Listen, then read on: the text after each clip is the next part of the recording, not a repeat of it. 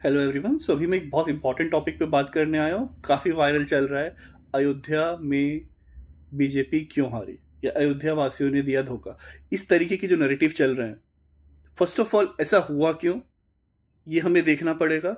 और जितने भी यहाँ पे हम जिसके बारे में देख रहे हैं, किसी के भी वीडियोस आते हैं, हमें उससे इन्फ्लुएंस नहीं होना है। चाहे वो ध्रुव राठी हो, चाहे कोई और हो, ये सब चीज़ों से हमें नहीं होना है। लेकिन हाँ, ये जानना ज़रूरी है कि अगर किसी ने डेमोक्रेसी है फर्स्ट ऑफ ऑल, और किसी ने अगर वोट दिया है या अगेंस्ट में दिया है, वो सही है या नहीं। तो हम अलग अलग पॉइंट्स पे भी बहुत देखने वाले हैं। और हाँ, यहाँ पे बीजेपी की बहुत बड़ी गलती है। यहाँ पे हर किसी को एक्सेप्ट करना पड़ेगा, चाहे आप उसके सपोर्टर हैं या आप सपोर्टर नहीं हैं। आप सिर्फ सपोर्टर होंगे थॉट्स के, आप किसी के पार्टी के सपोर्टर नहीं होंगे। आपको किसी फर्स्ट ऑफ ऑल लॉयल नहीं होना है किसी पार्टी के साथ, कि बाकी की गलतियां आपको दिख रही हैं, जिस पार्टी के आप अगेंस्ट है और जिस पार्टी के आप फेवर में है उसकी आप गलतियां आपको नहीं दिखाई दे रही है। तो मैं फर्स्ट ऑफ ऑल यहाँ से आपको बताना चाहूंगा कि ये जो डिवाइड हो रहा है अयोध्या यूपी इस तरीके से, वो नहीं होना चाहिए। अच्छा, अयोध्या वासियों में ऐसा वहाँ पे क्या हुआ, ये मैं आपको वहाँ से बताना चाहूंगा। देखिए क्या होता है, और उसको भी करंट एग्जाम्पल से जोड़ूंगा मैं, आज के एग्जाम्पल से, चुनाव होने के बाद। ठीक है, तो यहाँ से वो मोदी जी को भी समझना पड़ेगा कि इस तरीके की अगर वो गलतियां करेंगे तो ये नहीं सिर्फ उनके पॉलिटिकल पार्टी के लिए काफी प्रॉब्लमेटिक है, बट एक देश के डेवलपमेंट के लिए भी और माहौल के लिए भी काफी ज्यादा खराब है। देखिए बात ये है कि, और हाँ दूसरी चीज, ये एक बात आती है राम मंदिर, क्या वो रिलीजियस इशू है? आपको लग रहा होगा कि नहीं वो हिंदुओं का इशू है, वहां पे राम मंदिर बनना चाहिए। देखिए वो रिलीजियस इशू नहीं है। वो रिलीजियस इशू नहीं, वो एक्चुअली हमारा जो मॉन्यूमेंटल इशू है, ये वो है। जो इतिहास में जो चीजें हमारी थी, वो इट कैन बी एनीथिंग, हमें उससे प्रिजर्व करना है। ओके, या फिर वो अगर तबाह हुई है तो उसे रिस्टोर करना है।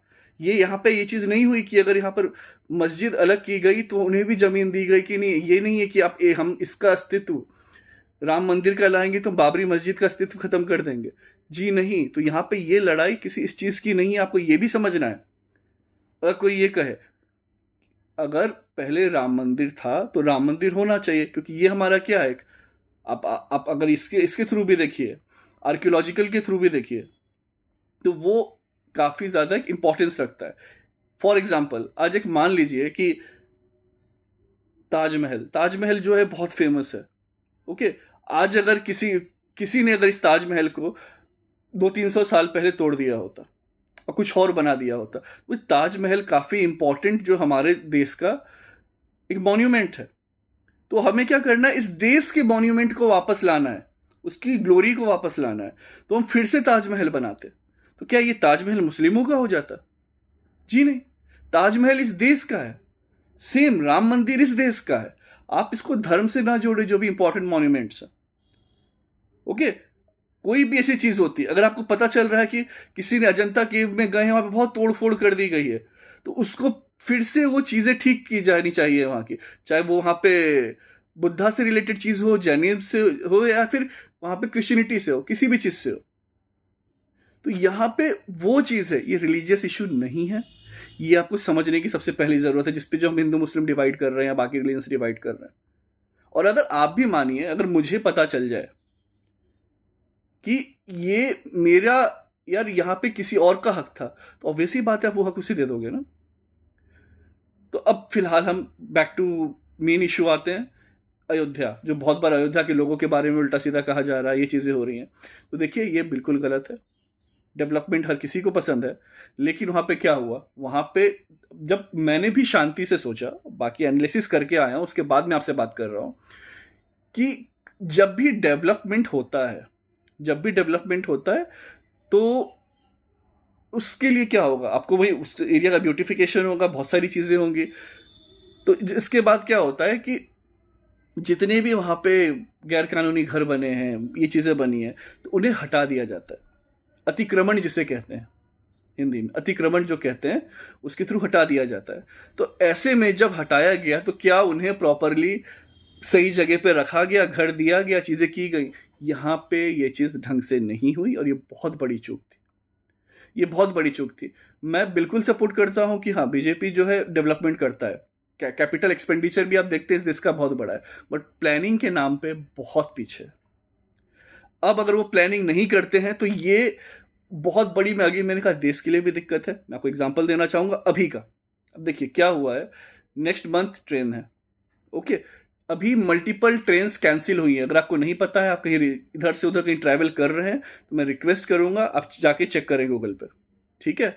मल्टीपल ट्रेन्स कैंसिल हुई है, क्यों? क्योंकि जो थर्ड लाइन है, जो हम रेलवे में पढ़ते भी हैं, वो भुसावल के आसपास, जैसे बल्लारसा या कहीं कुछ एरिया है, उसके आसपास जो है महाराष्ट्र में, वहाँ काम चल रहा है एकदम से, ठीक है।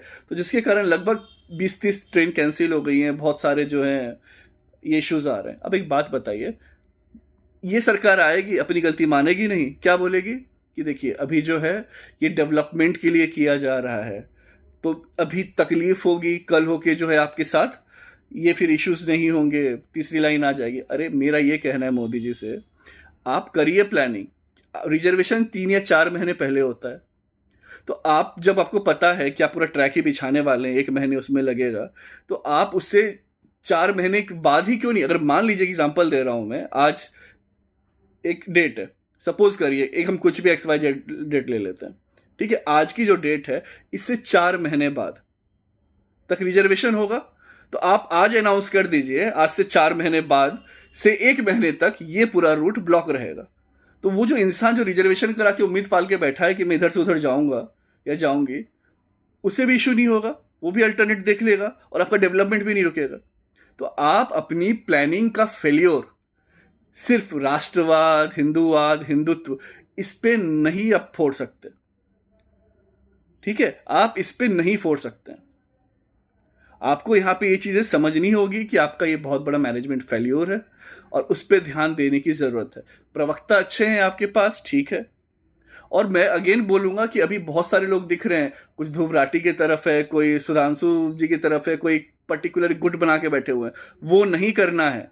मेरे जितनी भी दोस्तों से मेरी बात होती है, मेरा यही कहना होता है कि जहां जो गलती कर रहा है पॉइंट आउट करो।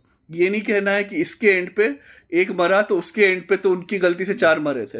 अरे एक एक जान, एक एक प्रॉब्लम, हर चीज इंपॉर्टेंट होती है। अगर आप ही इस तरीके से करने लगोगे तो पॉलिटिकल पार्टी क्यों नहीं करेगी? तो जो अयोध्या ने ओवरऑल जो मैंडेट दिया है, मेरे हिसाब से उन्होंने ठीक मैंडेट दिया है। डेफिनेटली डेवलपमेंट हुआ, सब कुछ हुआ, लोगों के लिए काफी अच्छा है जो दूर है, लेकिन वहां पे जो प्रॉब्लम्स झेल रहे हैं, जैसे मैंने अभी वो रेलवे का एग्जांपल बताया, आप 4 महीने बाद कर लेते, कोई पहाड़ नहीं टूट जाता, या फिर आप 4 महीने पहले ही प्लानिंग कर लेते, ओके। और ये इसलिए मुझे भी पता चला है कि ना, मेरी भी फैमिली से काफी लोग ट्रैवल कर रहे हैं, तो I came to know about it.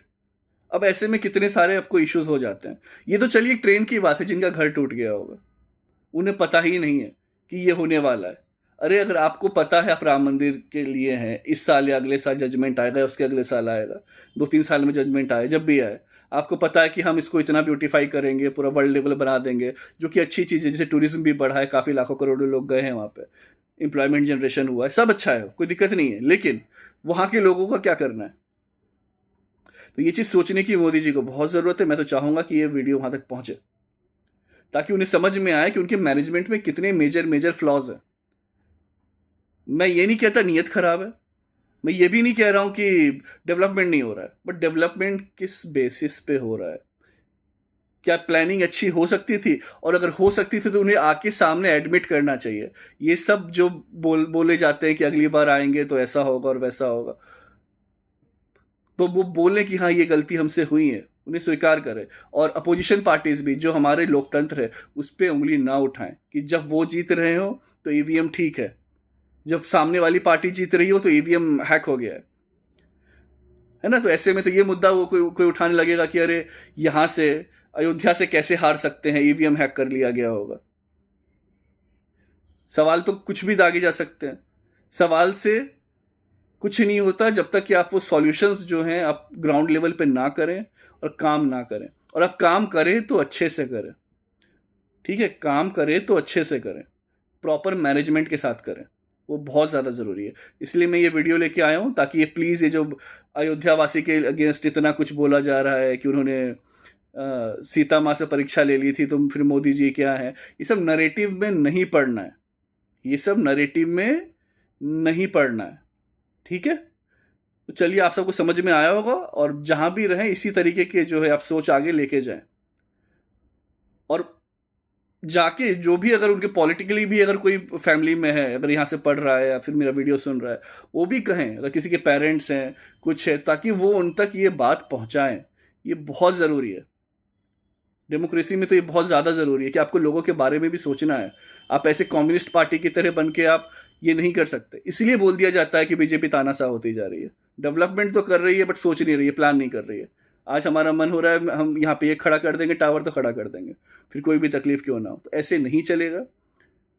Okay, चलिए ठीक है फिर। बाकी आपकी क्या राय है, क्या सोच है, वो कमेंट सेक्शन में ज़रूर बताएं। मिलते हैं फिर नेक्स्ट वीडियो में। तब तक के लिए जय हिंद।